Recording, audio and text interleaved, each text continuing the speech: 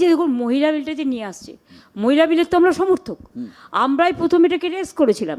এবং আমার মনে আছে কৃষ্ণাদি তখন বেঁচে ছিলেন, যখন মহিলা বিল নিয়ে আসা হলো কিছু লোক বিরোধিতা করছিল, আমি তো ফার্স্ট দাঁড়িয়েছিলাম স্পিকারের ওখানে, আর পাশে সব মহিলাদের দাঁড় করিয়েছিলাম। সেই ছবিটা বের করুন। সেই তখন আমি যাতে মহিলা বিল যাতে মন্ত্রীর কাছ থেকে কেউ ছিঁড়তে না পারে, আমি পুরো গার্ড ওয়াল হয়ে দাঁড়িয়েছিলাম।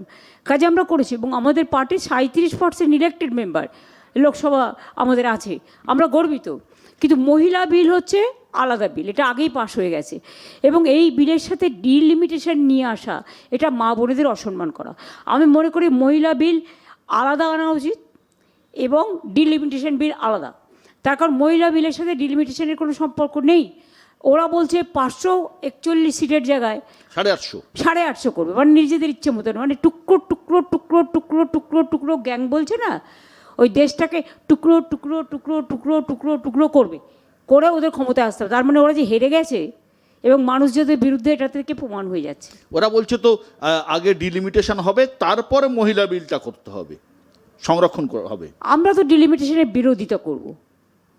মানুষের সাথে আলোচনা না করে এত বড় একটা সিদ্ধান্ত নেবে, আর যখন আমাদের ভোট তুলছে সেই অবস্থায়, যাতে এমপিরা যখন ভোটে ব্যস্ত, তাও আমি 21 জনকে পাঠাতে বাধ্য হলাম।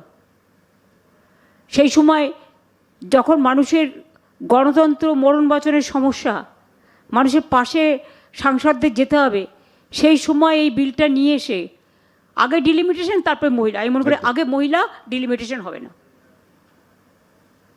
কীভাবে আটকাবেন?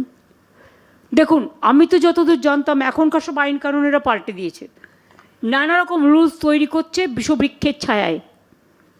মাথায় পুরো বুদ্ধি নেই, বুদ্ধির জায়গায় বিষ আছে। আগে আমি জানতাম সংবিধান সংশোধন মানে 2/3 অ্যামেন্ডমেন্ট, 2/3 মেজরিটি নিয়ে করতে হতো। এখন বলছে সিঙ্গেল মেজরিটি, এ তো কনস্টিটিউশনই চ্যালেঞ্জ হয়ে যাবে। ওরা নানা রকম রুলস বের করছে, যেটা হচ্ছে খোদার ওপর খোদকারি করা, মানে প্রবাদে যেটা বলে। আপনার কি মনে হয় 2029-এর যেটা মানে কথা মাথায় রেখে এটা করা হচ্ছে? অফকোর্স, কিন্তু জানে না মানুষ ভাবে এক হয় আর এক। এরা যেটা ভেবে করছে, এতদিন ওদের গভর্নমেন্টই থাকবে না, আর অন্য গভর্নমেন্ট এসে তো ফার্স্ট এটাকে উঠিয়ে দেবে।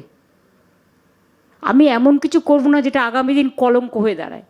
আমি এমন কিছু করব না যে আইনটা আগামী দিন আমাকে বেলাইন করে দেয়। এটা যে কোনো চেয়ারের ভাবা উচিত, বোঝা উচিত।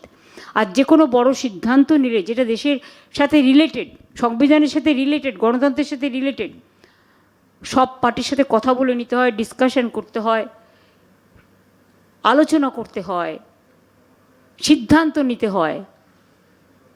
এটা মামার বাড়ির আবদার নয় তো, আর ছেলের হাতে মোয়াও নয়, চাইলুয়ার হয়ে গেল। ওরা গায়ের জোরে সব করে যাচ্ছে, বাট গায়ের জোরটা কদিন থাকবে সেটাও দেখতে হবে।